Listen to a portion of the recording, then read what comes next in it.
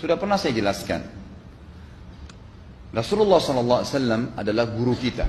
Sepakati dulu poin ini. Tidak ada guru bagi umat Islam siapapun yang syahadat kecuali Nabi Muhammad SAW. Ini disepakati dulu.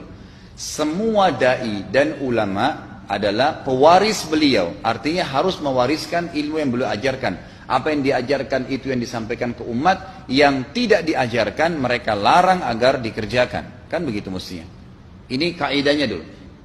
Masalah kasus ada orang imam pimpin doa setelah sholat. Jangan dibahas doanya. Doa adalah ibadah. Tapi begini, sebelum anda kerjakan satu ibadah, tanya.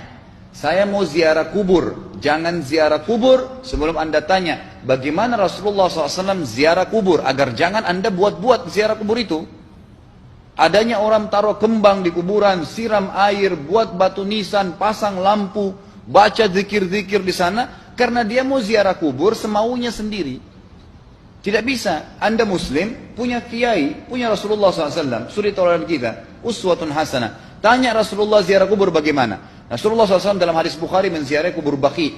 Datang, memberikan salam, mendoakan mereka, pulang. Nggak ada lagi yang lain. Nggak pernah Nabi SAW bawa kembang, siram kuburan karena sudah kering. Padahal Madinah panas 50 derajat, pecah-pecah tanahnya. Ada istilah di Indonesia kalau tanahnya pecah, kesian lagi diazab di bawah, kasih air, kasih kembang biar wangi, biar ditaruh kembang yang paling mahal. Kalau dia ahli maksiat tetap disiksa di bawah, gitu kan? Jadi nggak bisa itu patokannya. Mau sholat, jangan pernah sholat dulu. Tanya Rasulullah sholat bagaimana, belajar 5 menit bisa. Oh rukunya begini, sujudnya begini, sama. Baru Allah terima. Tujuan Nabi SAW diutus untuk apa? Untuk dicontohi, diciplak hidupnya. Cara makannya, cara tidurnya, berpakaian, bahkan cara jalannya saja. Para sahabat contohnya, Nabi jalan begini.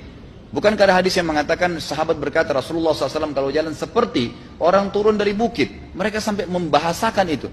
Rasulullah pernah keluar kepada kami menyisir rambutnya dengan rapi ke arah sebelah kanan belakang. Ditunjukkan, gitu kan? Rasulullah SAW menyukai ini. Rasulullah SAW memakan dengan cara begini. Diajarkan kepada kita semua agar kita contohin.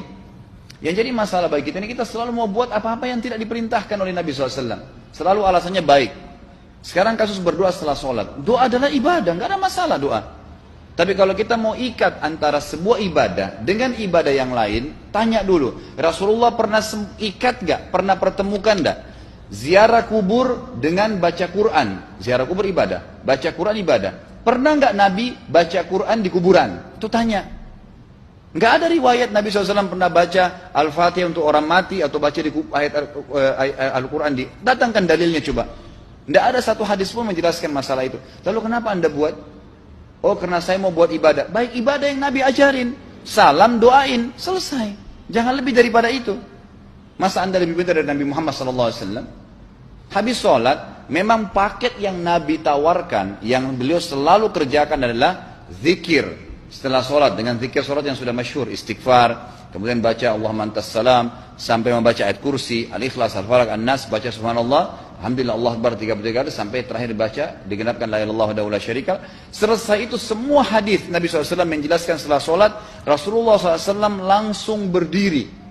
Memang beliau tidak pernah berdoa habis sholat waktu itu. Memang begitu. Bukan doanya yang jadi masalah, bukan. Karena Rasulullah tidak kerjakan, jadi kita tidak kerjakan.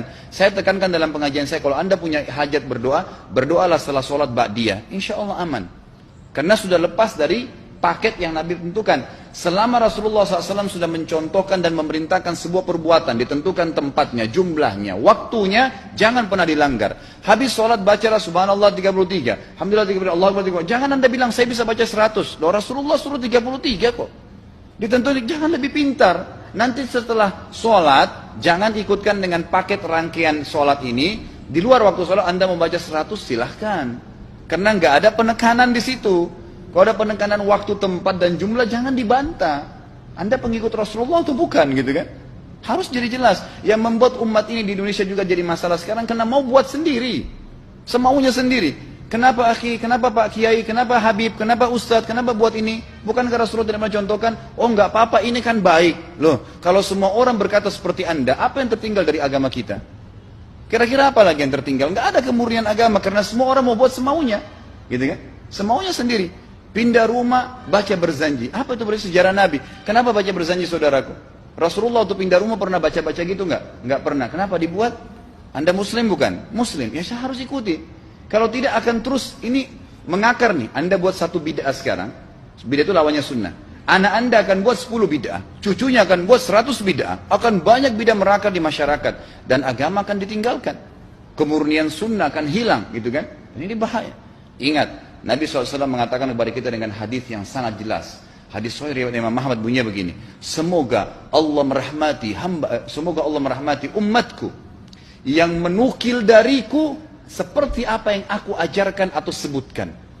Sampai ulama hadis mengatakan Nabi ucapin habis sholat astagfirullah, maka sahabat tidak ada berani menambah azim. Enggak ada sahabat yang bilang astagfirullah azim habis sholat, enggak ada. Astagfirullah saja karena Nabi ucapin itu. Mereka mengakui tidak lebih pintar daripada Nabi SAW. Kenapa kita harus tambah? Astagfirullahaladzim, wali walidayya, wali muslimin, panjang. Dari mana ini semua? Ditambah-tambah, diembel-embelin, kenapa? Akhirnya keluar dari ajaran Nabi Muhammad SAW. Ini masalah gitu kan? Kenapa harus dilakukan? Peringatan maulid Nabi sudah sering saya ingatkan. Anda tanya semua yang buat maulid, kapan maulid itu sejarahnya ada?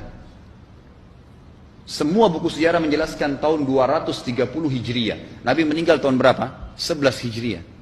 Gitu kan? 11 Hijriah. Lalu kenapa harus ada dilakukan? Dan dari mana sejarahnya? Yang membuat pertama adalah orang-orang Syiah.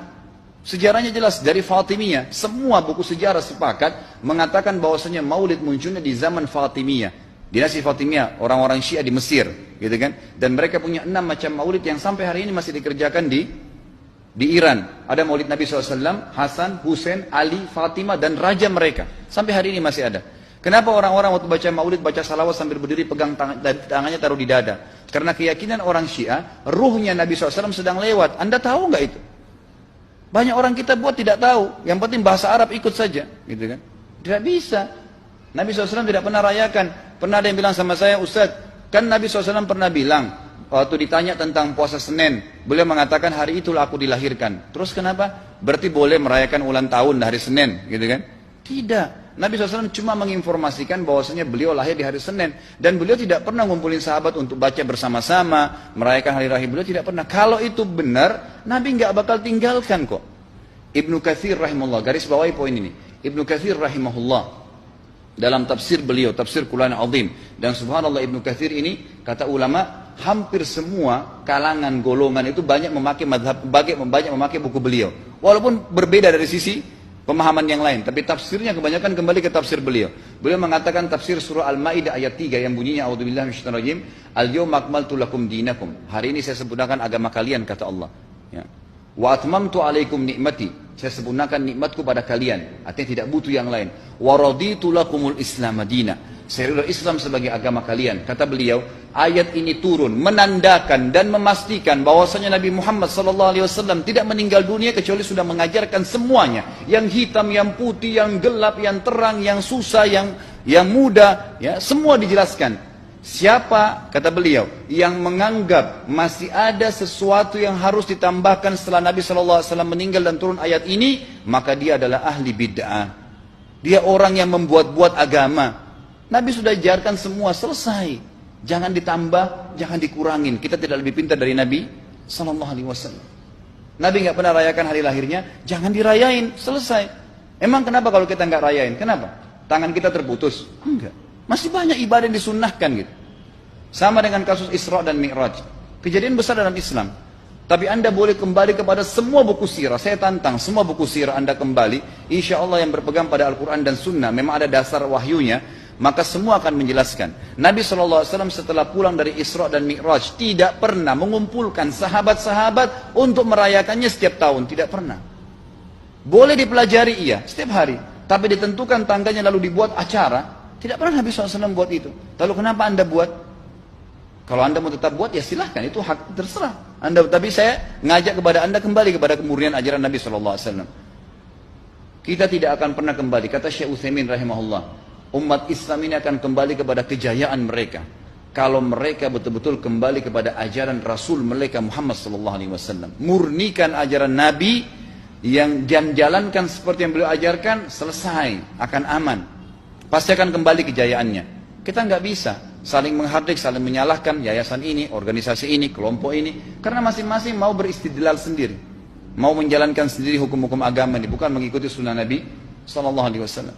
Jemaah haji kita, jemaah umrah, Datang ke Mekah, tur dalam kota Mekah, naik ke gunung untuk lihat Gua Hira. Kenapa naik ke Gua Hira? Oh, Rasulullah pernah di sini. Baik, saya jelaskan. Nabi Muhammad SAW ke Gua Hira sebelum turunnya wahyu. Dan beliau terakhir sekali di Gua Hira pada saat menerima Iqra bismi rabbikal ladzi khalaq. Itu saja. Setelah kejadian itu, beliau turun dari Gua Hira, dari waktu itu sampai meninggal, Nabi SAW tidak pernah ke Gua Hira lagi dan tidak pernah suruh sahabatnya ke Gua Hira. Kenapa anda ke Gua Hira? Sampai naik 3 jam ada yang jatuh mati.